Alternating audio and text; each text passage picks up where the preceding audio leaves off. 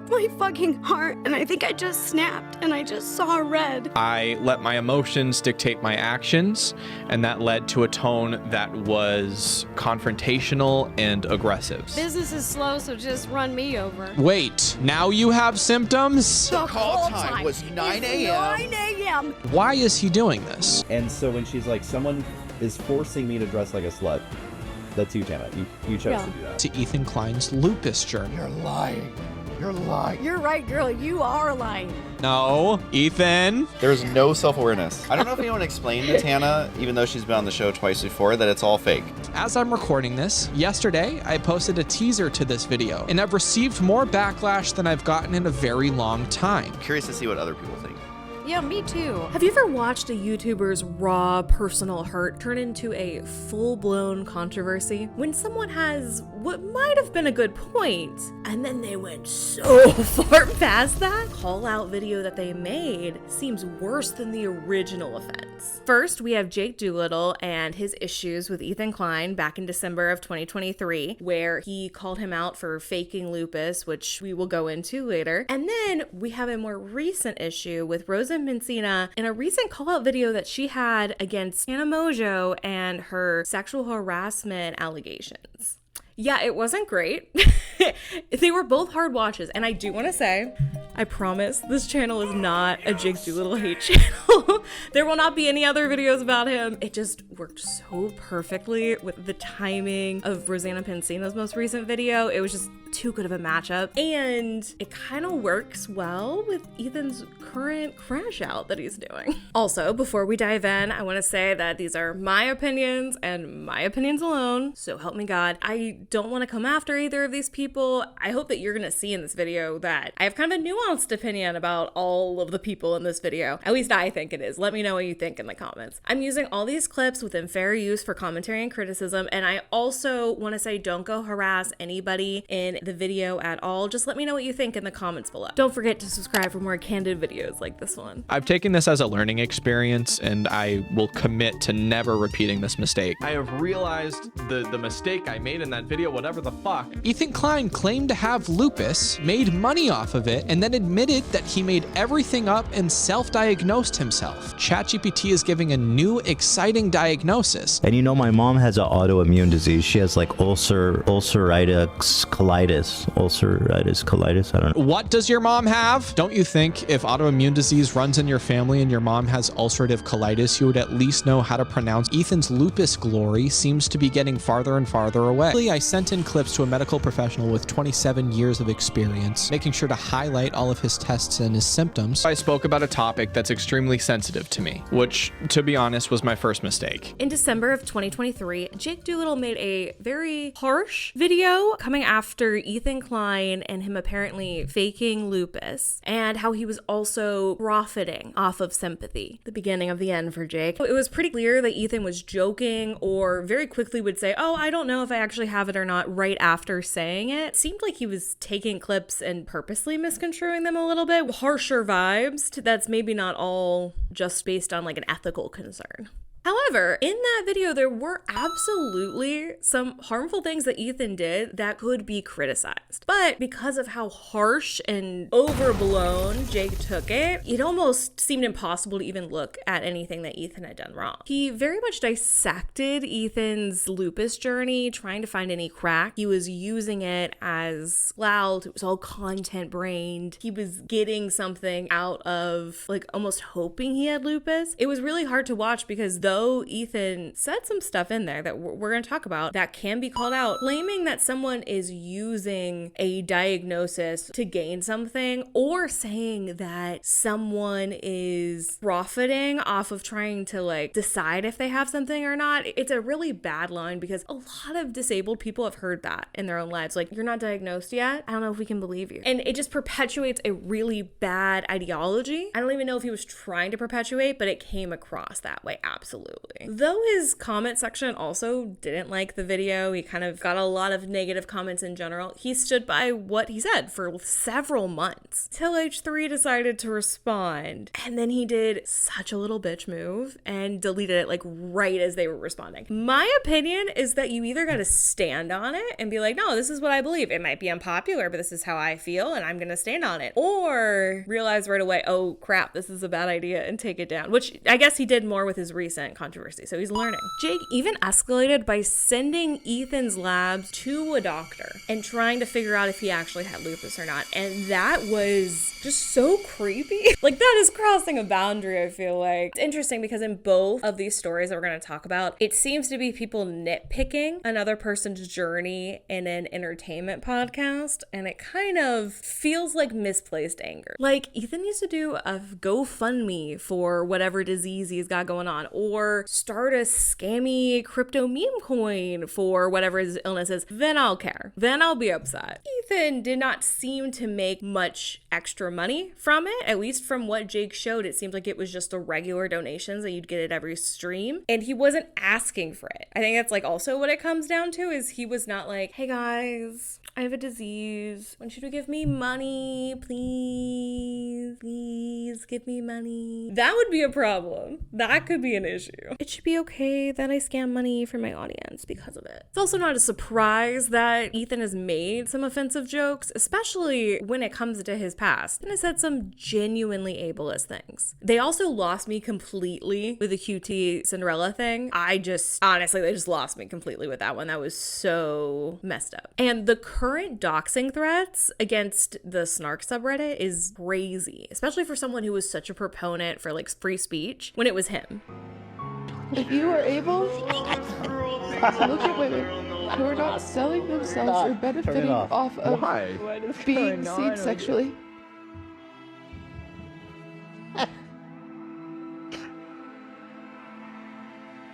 you're a monster, dude. You guys are crazy. Why did you do that? Zach, what the fuck, bro?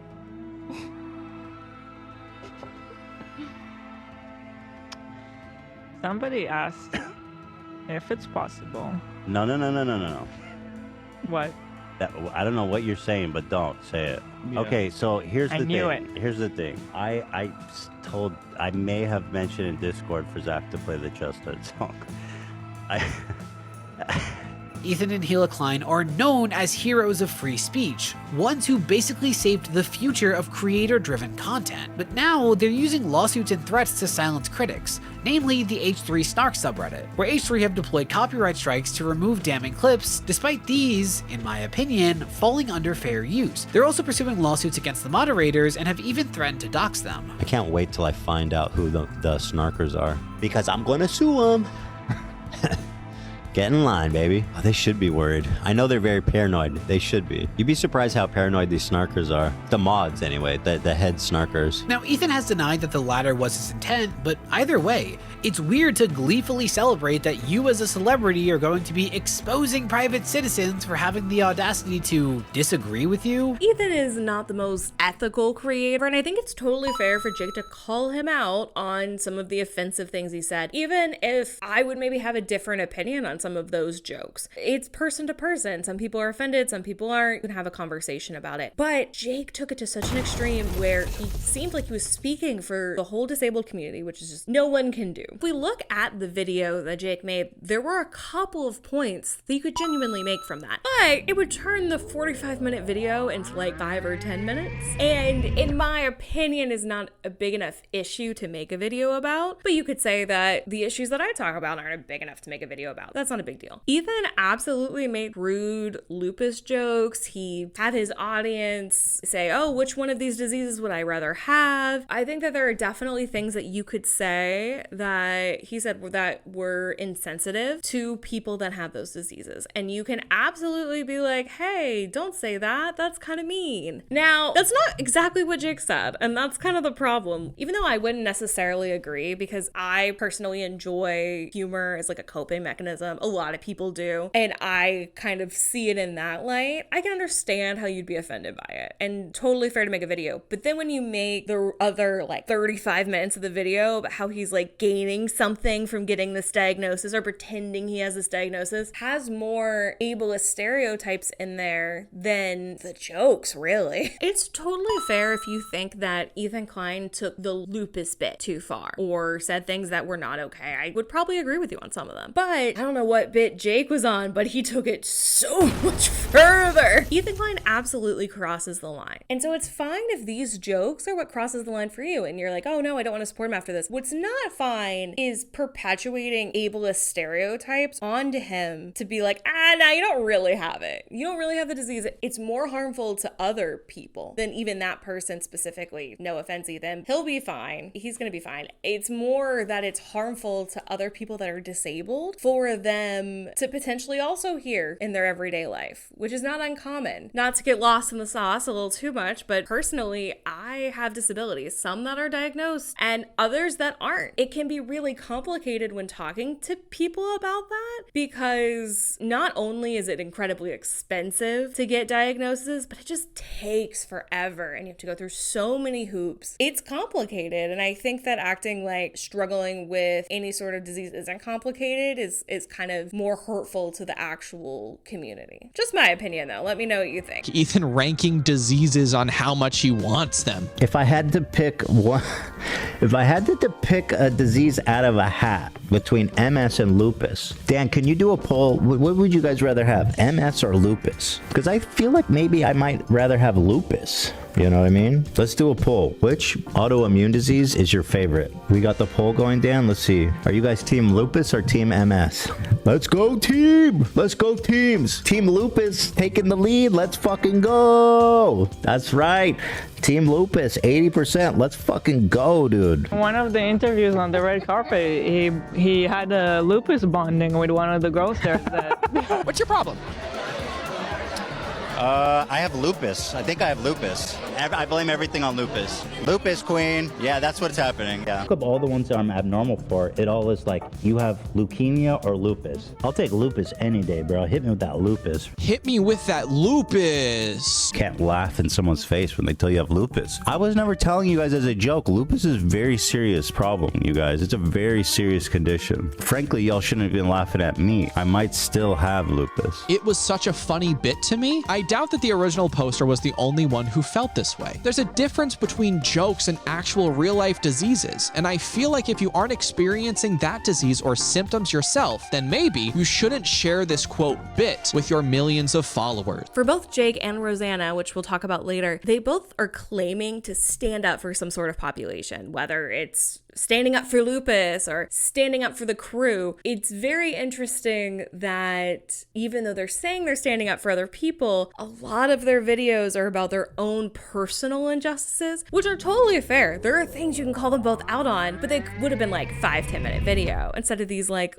long ass videos that are more cringe than not. From my perspective, it looks like Jake wanted to call out Ethan for some things that he was personally offended by, but almost didn't feel like he had enough, so he like took it too far. I kind of feel similarly about Rosanna, but we'll talk about that later. They both made it very clear in their follow-up videos that they were just too emotionally invested to have these videos, which is fair. They saw red and missed the mark. It's fair to call these people out for things. Ethan and Tana have both done a lot of things in their career that you can absolutely call them out for, but these people just seem like they got mad. Speaking of not being safe around a man, I don't hate all of a gender. Yeah, we don't like certain people, but to just say you hate 50% of the population and that you're trying to tell a story as if it's not biased, I don't know. I think it throws the bias out the window. We're asking a lot here of Tana. Yeah. You are a character. She goes to a party and then just looks around the room for the most famous person. Yeah. That is misinformation, dumb. For a group that hates men so much, she really is being a yes man. Stop.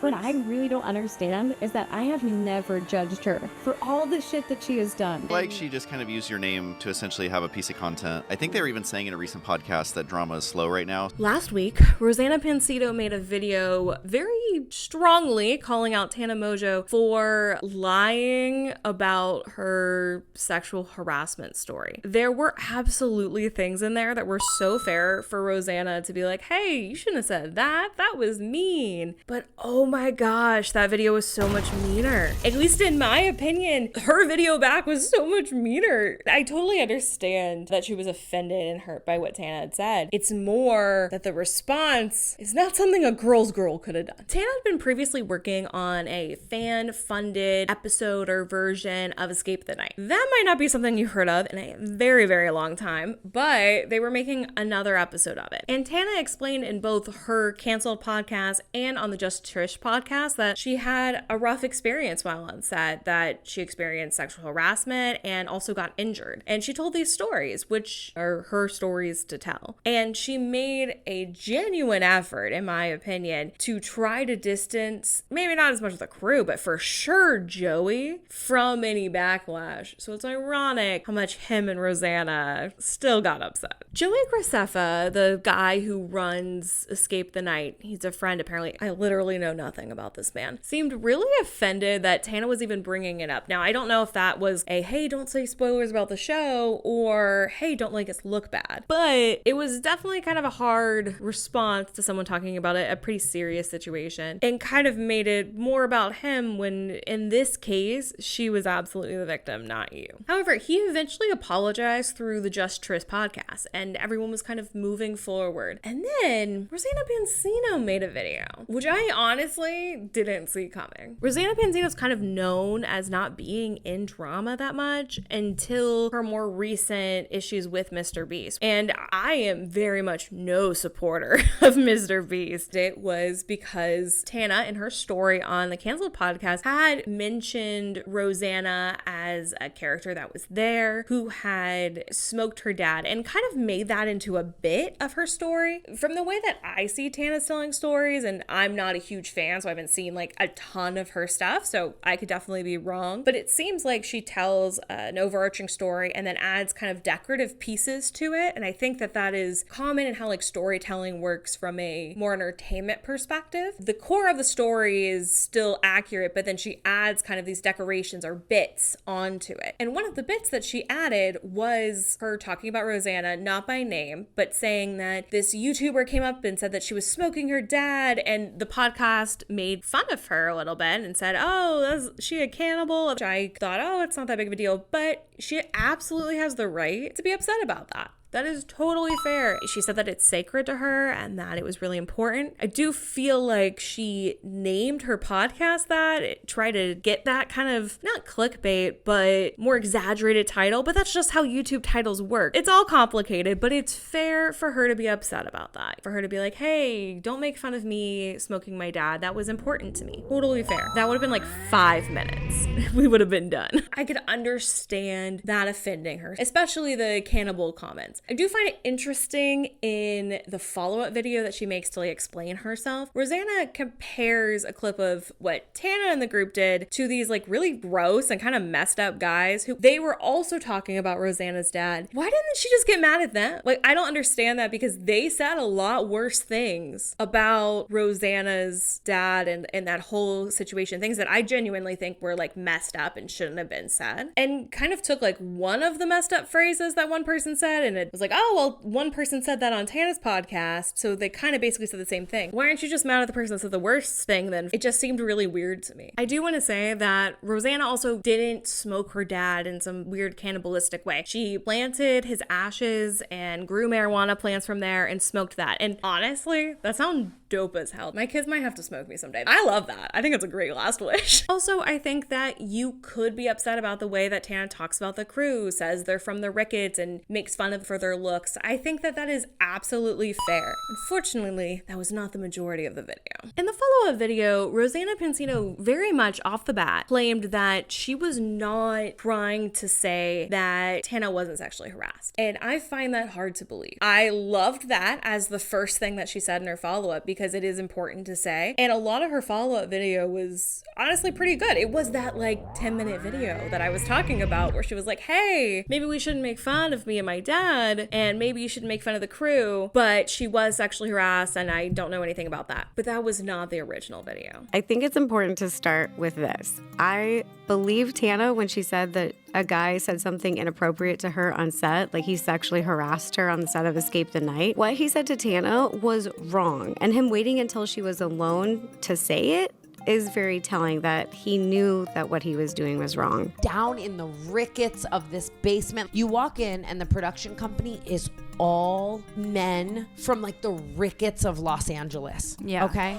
Canceled podcast, Tana talks so negatively about how I honored my dad that it triggered me. Like I snapped. Like at 9:30 in the morning, I'm standing there like fully ready, like in a fucking gown. And I'm having a YouTuber tell me that their parent just passed away and they turned their ashes into marijuana and then they smoked their parent. And I'm like, it's 9:30 in the morning and I'm downtown and this YouTuber is telling me about how they smoked their dead parent. And is that against the law? That's like cannibalism. I don't know, dude. Way, shape, or form. And I'm just like, geez Louise, what did I rope myself into, right? What do you mean I'm being chained to the ceiling in a meat freezer in a gown right now at 9 a.m. downtown and this YouTuber just smoked their dead parent? What do you mean? Is that against the law? Really? Your jail time are 6 months under supervision of some authority. You know, I just don't know how we got here. I just don't. At what point does it come to your head? You know what? When I die, Smoke me. Smoke me.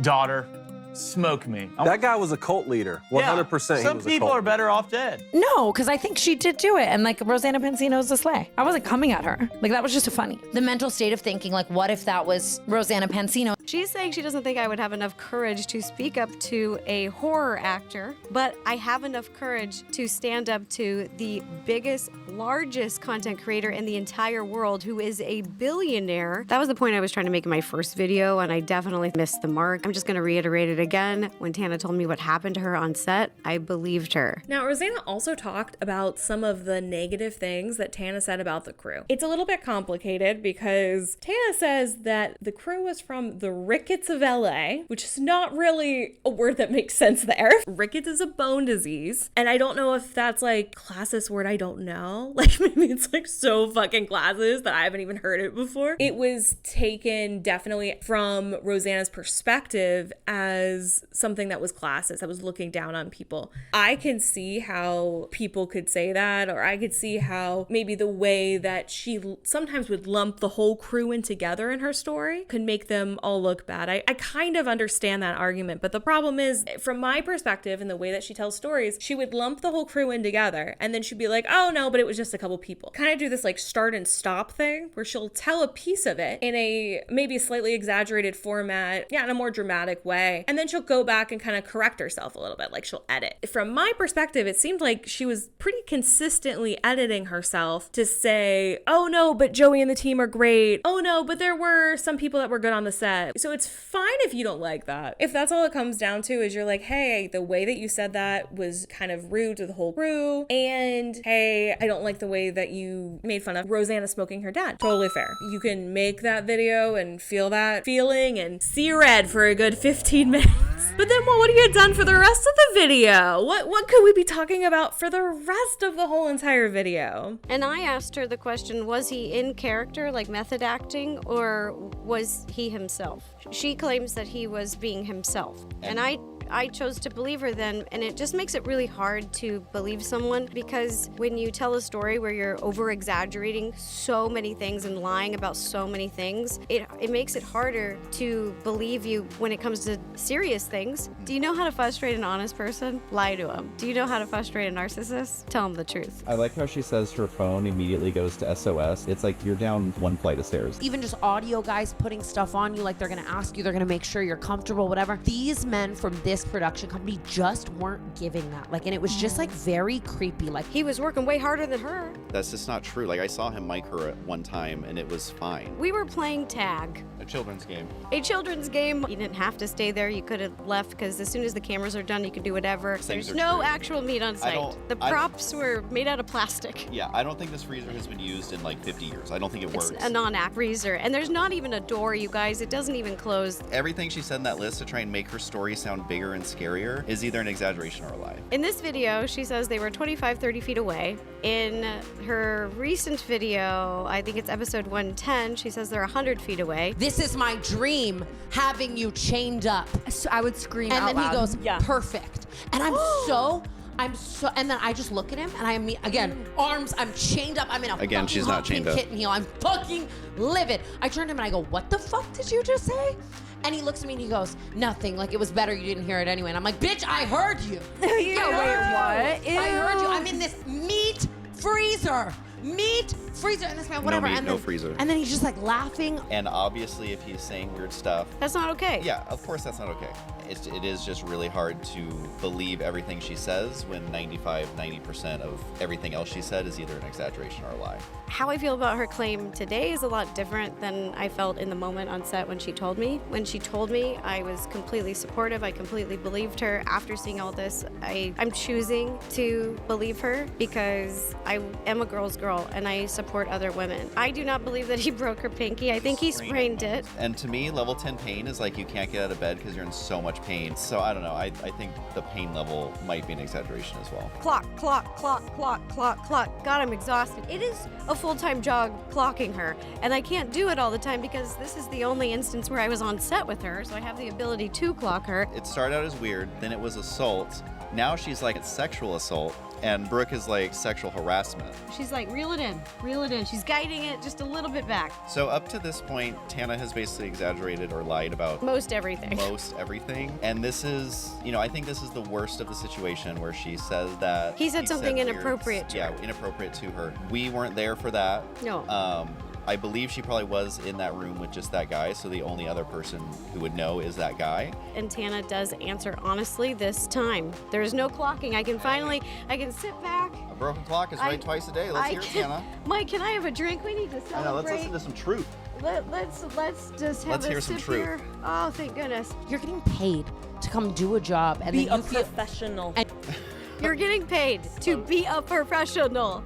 How do they say that with a straight face? I don't know how you can genuinely say that you are a girl's girl and you support people talking about things like this and actively insinuate, not even insinuate, I don't even know if insinuate's the right word, say that you can't trust Tana. Tana's just kind of a liar. She lies about all the small stuff, so she's got to be lying about everything we didn't see. Oh, and we didn't see the sexual harassment, so maybe she's lying about that. That is so harmful to victims of sexual harassment. Women on set, everywhere. It is so hard to talk about these bad situations, especially when you are trying to keep good relations with people, which she was clearly trying to do the whole time by going back and editing herself and saying, oh, well, no, the crew was great, or like people were great, and it's fine if you don't like her. It's fine. But this is gonna harm other people that are gonna need to speak out about sexual harassment. Rosanna very much criticizes the idea that, oh, people say perfect victim or imperfect victim all the time, but this is just straight up lies. This isn't an imperfect victim. So memory is a fickle thing, and that is why even like eyewitnesses are not always the most accurate thing in court. But when someone is talking about their experience, not in a courtroom, not trying to gain something, why don't we just support them? Kind of similar to Jake's video, I just don't understand why. There's no need to go this extra length. That just is ridiculous and so harmful to like actual victims that aren't as lucky as Rosanna or Tana to have a podcast. Yeah, no, anyone can make a podcast. I'm not making a podcast, but hey, I'm just some bitch on the internet also saying stuff. But not everyone is lucky enough to have the audience that they do, it, in my opinion, will discourage more people from speaking out. It was also pretty harsh because a lot of the things that Rosanna said were lies, were really just different perspectives. Like, she would say, oh, I talked to that person and they were really nice. And Tana would be like, oh, they were creepy. You know, two people can have a different experience. Like, two people can be in the same room and have a different experience, especially when Rosanna is there with her partner. I'm pretty confident her boyfriend was also down there most of the time. She also is like best friends with Joey. So she has the potential to feel more secure in that environment versus Tana, who felt more alone. When you start off from different places, you can sometimes experience the same thing, but have different perceptions about how that experience went. And it's not really up to you to tell the other person they're wrong and that you're 100% right. Now, Tana is a controversial figure. She said a lot of dumb and offensive stuff, and she's done some genuinely bad things. All Tana cares about is money. Alyssa literally exposed the thought process Tana had making an OF and other exclusive content. The way that Tana was talking was a little bit concerning. Would Tana have gotten a paycheck for getting Alyssa on the platform? Is that how that works? Or was she trying to get her signed with the agency or something? It does seem like Tana didn't care at all about what Alyssa actually wanted to do, like not being okay with Alyssa saying no. It's weird. I don't know when this conversation happened, but Tana did have an OF agency called Tana's Angels, and she did take a percentage of their earnings. Yup, when they use your referral, they get 5% of your earnings for life. And apparently, Tana also ran an agency, but it's a scam promising young girls more views, but she was just getting more money than that 5%. It's actually really gross. I researched it today, and she's a terrible woman for that, influencing girls who are her fans to sign with her when she knows they won't make as much money as her. It's basically a pyramid scheme. I mean, you could wildly control the narrative, like everyone does it, and people, I feel like, no longer think it's the worst. They would know you're in your bag. I also truly feel like no one would feel scammed. Everyone does that. As long as you don't overpromise and underdeliver, it could legit be photos that just don't make it to Instagram. You have an F ton of male followers who are gonna sexualize you regardless. Might as well make a killing off of that. One thing I can guarantee that's gonna happen in this world every single year is that y'all will put some white creator on some weird parasocial pedestal. Someone will release their racist tweets, snaps, whatever have you. White people will accept apology that is not for them, and we have the same discourse every single year. So who is learning?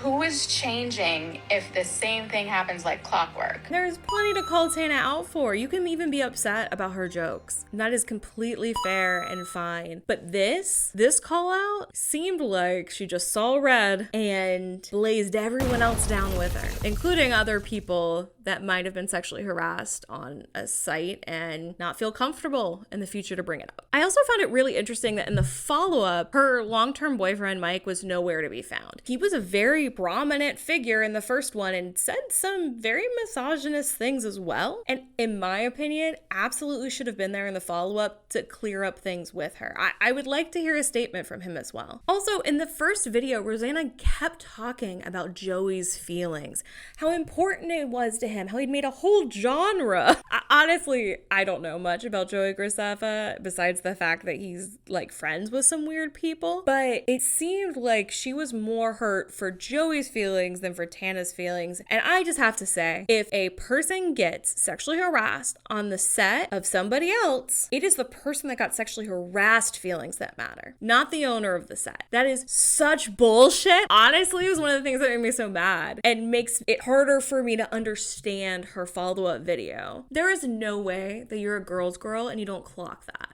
In the video, Tana seemed to make more effort than she usually does to try to protect Joey, at least at the beginning. But somehow Joey's feelings are the most important one here. And Tana doesn't always do that. Shout out to the poor wine lady that she called out. She's definitely called people out by name and said worse things about him and directed hate towards him. That's happened before. But she's very clear to try not to do that. And his feelings are still the most important. Don't go send hate because this isn't anyone that you would know's fault. It's doing a lot of heavy lifting, saying I wasn't the best. It's just like, and then you don't want to be the difficult person. She was difficult the entire time. Yeah. I'm gonna do it and just like be a good friend and whatever. I'm gonna be a good friend, and then I'm gonna go on a rage rant right here, and I'm gonna complain about everything in the production. I'm gonna over-exaggerate. I'm gonna lie about it because I'm such a good friend. These ladies have done a lot of things that I wouldn't do, and I have never judged them. And from everything I've heard, it was taken care of on set, and I believe that you didn't reach out to him after.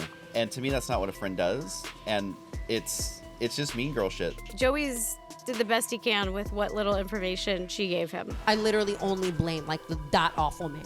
You know what I mean? Of And any course. awful men that day that were like awful. But like it's no one else's fault. I just can't stress that enough. So I think she contradicts herself here. She's saying most everyone was nice to her, but earlier she said every single interaction with every single person was weird. And so now she's trying to say, well, it's actually just these couple of people. So I don't even think she can remember her own exaggerations on the same podcast. That's, again, why it's hard to know what is fact and what is just exaggeration. But 'Cause I now can she tell you plays- that the chains is a lie, and there's females on set. That was a lie. She chose her own wardrobe, so blaming other people for dressing her, in her opinion, like a slut, those are her own words, is false. So Joey goes out of his way to help you a lot. And do you return the favor for Joey? Absolutely not. And I didn't want to because I love him in the final product and for the fans and stuff.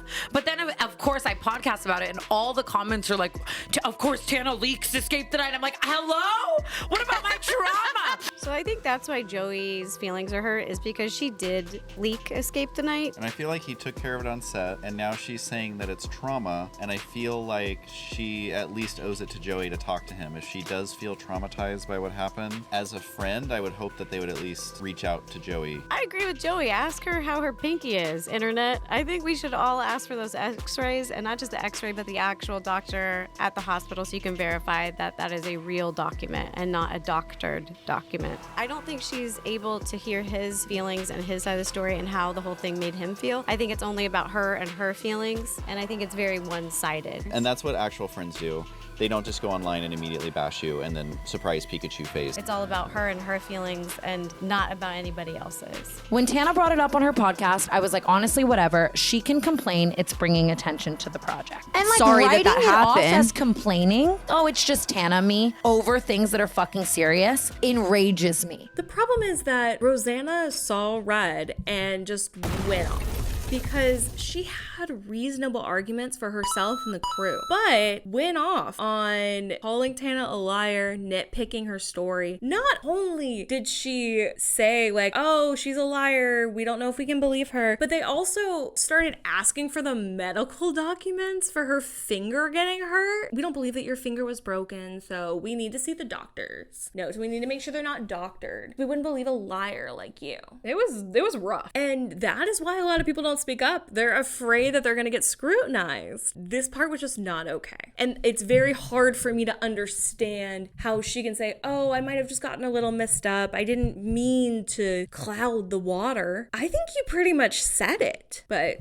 okay, I appreciate you clarifying now. Also, damn, Rosanna, you have so many ads in that first video. Whew, we're going to take a quick break right here to talk about one of this week's sponsors. I'm going to take a quick break right here to talk about one of this week's sponsors. Let's stop right here for a moment to talk about another one of this week's sponsors. All right, everyone, we're going to take a quick break from the episode to talk about one of this week's sponsors. Eczema. Keep eczema in mind throughout this video. This girl is so boring. She is like a piece of wood floating in the ocean. My guess is lime. Shut up, Sam. Why you say that? Lime? I know she's been through a lot of bad decisions, and I've never judged her. This clip brings me so much joy because you will find out at the end of this video that this is a complete lie. I feel like being like, it's a bunch of characters is like so degrading. Random characters. Tana, you are a character. It's an acronym that Ethan pronounces Anna instead of ANA like most every medical professional does. She didn't want to show up. She didn't want to be there. She left early. Smash your pinky, Joey. I thought Tana and I were friends. Ela, that's a phenomenal question to ask. What? And maybe you could be more self-aware if you had slept. Instead, I came across as an asshole. It looked like a sprain to me. And they offered her like pain meds and she didn't take them. By the way, this person has cancer and I'm making it all about me. I agree. They have convinced themselves that downtown LA is like a foreign country that you have to get to on a mule. Well, fuck. With both Jake and Rosanna's situation, it's